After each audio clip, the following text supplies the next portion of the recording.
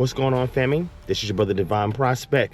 Thank you to everyone who supported the Shechem Did Not Rape Dinah lecture. We sold close to 100 tickets last week, and we ended off with part 1 on a cool note. Now we're transitioning to this week, this Friday at 5 p.m. Eastern Standard Time. We're doing part 2, which is the climax, going into the narrative of Genesis 34, and then we're going to have the finale. We're going to have a couple of hidden gems in there, but we're going to unveil for y'all, and we're going to decode this text. A lot of people are still in that mindset of dogma and want to understand all this prerequisite information that we provided in part 1. How does it apply to the actual text itself? Well, I'm here to tell you, when we go through that cultural analysis, when we go to that lexical analysis, when we go to that intertextual analysis and that contextual analysis, you'll have all the answers that you're looking for.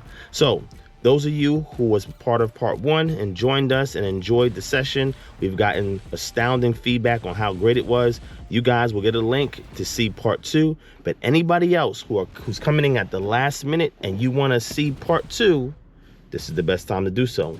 There's a link in the description that you can click on and get discounted tickets to see part 2.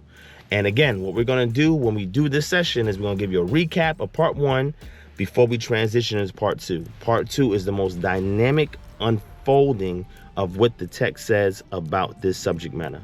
Shechem did not rape Dinah. Stop the cap, man.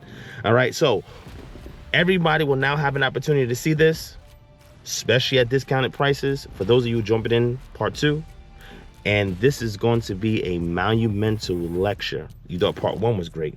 Part 2 is the icing on the cake. See you guys there this Friday at 5 p.m. Eastern Standard Time.